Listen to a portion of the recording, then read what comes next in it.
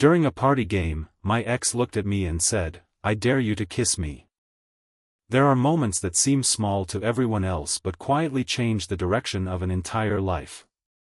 Mine happened on a bright Saturday afternoon, surrounded by laughter, music, and smiling faces at a backyard party. No one there knew that one sentence would reopen wounds I had spent years trying to heal. When my ex looked directly into my eyes and calmly said, "I dare you to kiss me," the world around us seemed to disappear.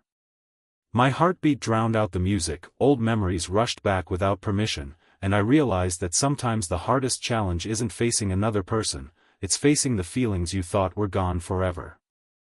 Before we begin this emotional journey, please take a moment to like this video, leave a comment, share it with someone who still believes in kindness and second chances, and subscribe to Wisdom Story House if you believe that forgiveness can sometimes change a life more than revenge ever could. My name is Rowan, and for nearly 4 years I believed I had buried the past. After my relationship with Maris ended, I threw myself into work, convinced that staying busy would eventually erase every memory. It never really did. Life simply taught me how to carry the pain without showing it. The invitation arrived through a mutual friend who was celebrating an engagement. I almost declined. Something inside me whispered that attending wasn't a good idea, but another part of me was tired of allowing old heartbreak to dictate where I could or couldn't go. The afternoon sun painted everything with warm golden light as guests filled the spacious backyard. Children chased each other across the grass while adults laughed over grilled food and cold drinks. It looked like one of those perfect summer gatherings where nothing bad could possibly happen. Then I saw her. Maris stood beside the garden wearing a simple blue dress that fluttered gently in the breeze. Time had changed little about her appearance, but something in her eyes looked softer than I remembered. For a brief second, our eyes met. Neither of us smiled. Neither of us looked away immediately. It was the kind of silence that carried years of unfinished conversations. The breakup had never been dramatic. There had been no betrayal, no screaming, no impossible scandal. Instead, life slowly pulled us in opposite directions. Ambition consumed me while family responsibilities overwhelmed her. We stopped listening. Small disappointments became daily habits until love quietly disappeared beneath exhaustion. By the time we realized what was happening, neither of us knew how to save what we once treasured. Throughout the afternoon, we carefully avoided one another. Friends moved naturally between conversations, completely unaware of the invisible tension stretching across the yard. I laughed when everyone else laughed, but every accidental glimpse of Maris reminded me that some emotions simply wait patiently beneath the surface. As the sun climbed higher, someone suggested party games. Soon everyone gathered into a large circle beneath colorful decorations hanging between trees. The mood became playful as harmless dares and funny challenges passed from one guest to another. People danced, sang old songs, attempted ridiculous impressions, and shared embarrassing childhood stories. Laughter echoed across the backyard. I felt myself relaxing. Then fate decided otherwise. The bottle spun one final time. It stopped between Maris and me. Cheers erupted instantly. Friends clapped excitedly, sensing only harmless entertainment. The person leading the game grinned and asked Maris to choose a dare for me. She looked at me for several long seconds. Then she quietly said, "I dare you to kiss me." The laughter disappeared from my ears. Everything around me blurred. My mind raced through thousands of memories in an instant. Our first coffee together. Long walks after work.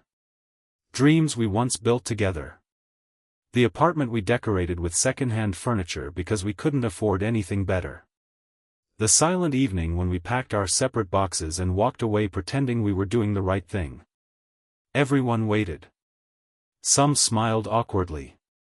Others expected a joke. But none of them knew they were watching two people standing in the middle of years of unfinished grief. I stepped closer. Not because of the dare. Because I finally realized I had spent years running away from a conversation that should have happened long ago. I looked into her eyes and saw something I never expected. Regret. Not regret for loving me. Regret for never fighting harder. Instead of acting impulsively, I gently shook my head. The crowd looked confused. Then I smiled softly and said that some moments deserved honesty more than entertainment. Silence spread across the gathering. I admitted that there had once been a time when kissing her would have been the easiest decision of my life. But years had passed, and neither of us was the same person anymore. I explained that pretending a party game could erase everything we'd survived together would only cheapen what our relationship had once meant. No one laughed anymore. Several guests quietly looked away.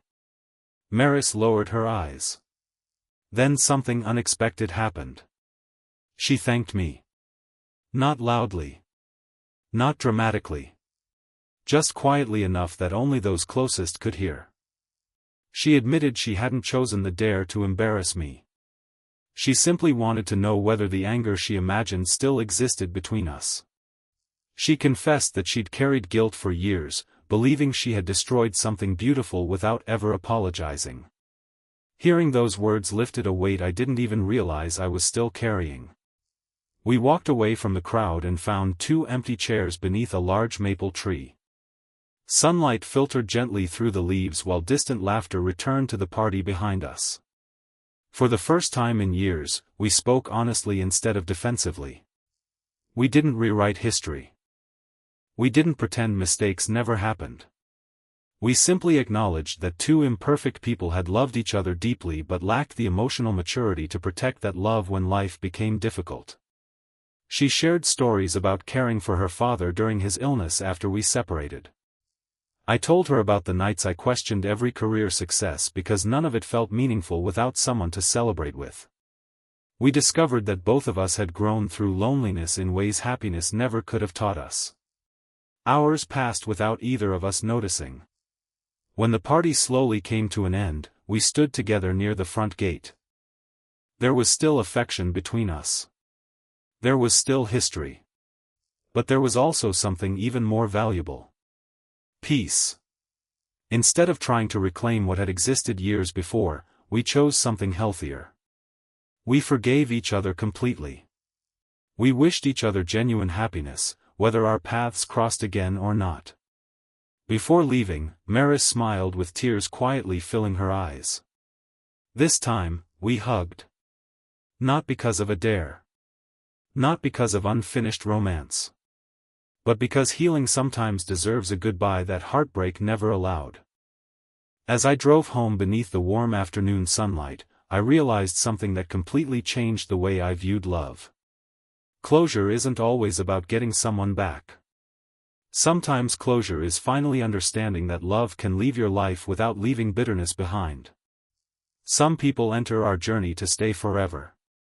Others arrive to teach us how deeply we're capable of loving, forgiving, and growing before quietly becoming part of our past.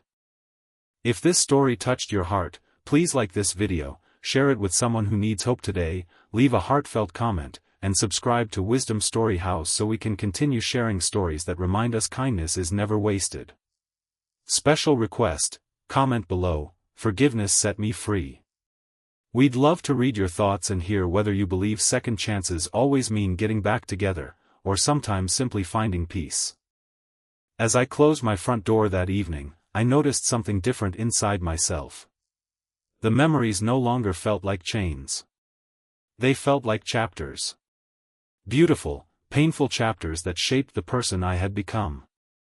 And perhaps that's what healing truly looks like, not forgetting the people who once held your heart, but finally being able to remember them with gratitude instead of pain.